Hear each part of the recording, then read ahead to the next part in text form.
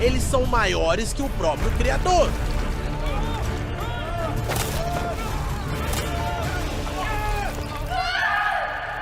A crença de que a humanidade pode se considerar superior ao próprio Criador levou à trágica história da Torre de Babel. Se isso continuasse, nada poderia limitar o que tentariam realizar. Uma das histórias mais antigas da Bíblia é justamente a da Torre de Babel. O que aconteceu com aquele povo é tão triste quanto impressionante. Essa história conecta três figuras importantes: Nabucodonosor, Nimrod e o Anticristo. Isso mesmo, o Anticristo está relacionado à terrível tragédia da Torre de Babel. Vamos iniciar uma jornada mental até os primeiros reinos e civilizações da humanidade. Imagine o surgimento e a queda de cidades grandiosas como Babilônia, lideradas por figuras poderosas como Nimrod e Nabucodonosor. Agora, visualize a primeira profecia sobre o Anticristo e a ideia de uma nova ordem mundial, todas ligadas à tragédia ocorrida em Babel. Hoje, vemos muitas pessoas desafiando a Deus, mas essa semente de rebeldia foi plantada há milhares de anos. Nossa história começa com Nimrod, o primeiro homem a criar um reino tão vasto, ligado à narrativa de Babel. Um relato cheio de ambição, orgulho e um desejo de unidade que desafiava a vontade divina. A história de Babilônia não é apenas um conto antigo, mas uma lição eterna. Ela aborda o âmago da natureza humana, nosso orgulho, nossa ambição e nosso anseio por unidade e grandeza. Esses elementos, quando não alinhados com a vontade de Deus, levam inevitavelmente à queda e à destruição. A narrativa de Babilônia serve como um poderoso lembrete de que a verdadeira unidade e o sucesso genuíno vêm de buscar a orientação divina e viver de acordo com os planos de Deus. Nimrod é uma figura cercada por mistério e grandeza. Ele é introduzido em Gênesis 10, 8-10, onde se lê: Cuxi gerou Nimrod, que foi o primeiro homem poderoso na terra. Ele era um valente caçador diante do Senhor. Por isso se diz: como Nimrod, poderoso caçador diante do Senhor. Seu nome tornou-se sinônimo de poder e força. Ele não era apenas um caçador de animais, mas um líder formidável, um unificador de povos e um construtor de cidades.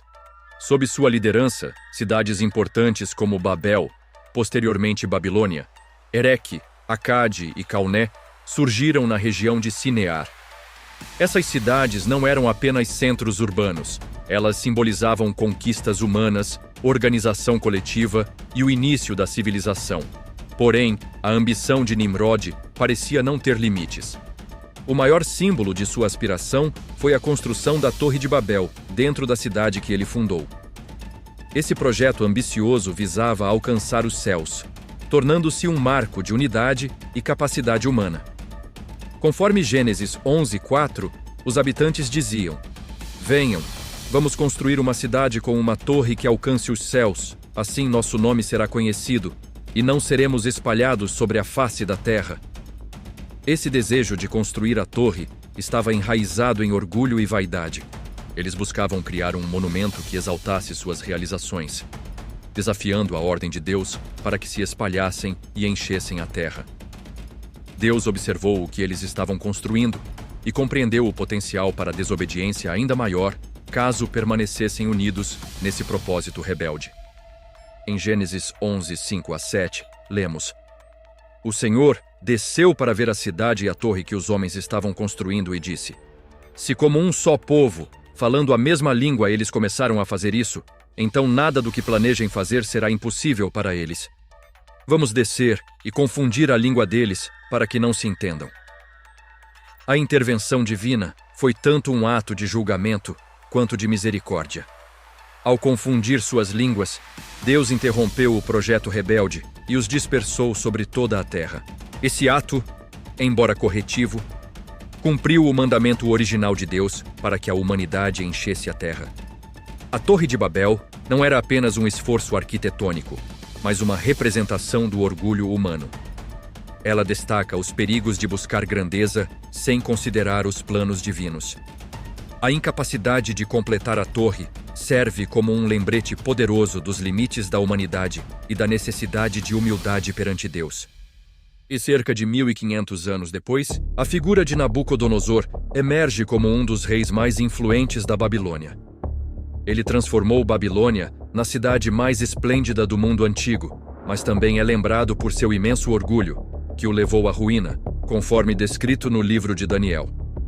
Nabucodonosor era conhecido por suas conquistas militares e seus grandiosos projetos de construção, incluindo os lendários jardins suspensos da Babilônia.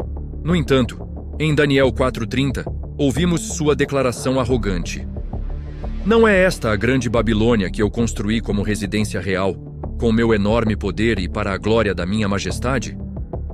Deus, vendo sua soberba, deu-lhe um sonho que simbolizava sua queda. Embora Daniel tenha advertido o rei a abandonar seu orgulho, Nabucodonosor continuou exaltando a si mesmo. Um ano depois, enquanto ele caminhava pelo palácio, foi acometido pela loucura, vivendo como um animal por 7 anos. Após esse período, sua sanidade foi restaurada e ele reconheceu a soberania de Deus, declarando: "Tudo o que ele faz é certo, e todos os seus caminhos são justos. Ele tem poder para humilhar os que andam com orgulho." Daniel 4:37. Em toda a Bíblia, Babilônia não é apenas uma cidade, mas um emblema da rebelião humana e da busca por poder independente de Deus. Em Apocalipse, ela é descrita como a grande prostituta, representando corrupção, materialismo e falsa religião. Seu colapso é retratado como a derrota definitiva do mal e a vitória do reino de Deus. Esse é o canal Reflexão e Fé.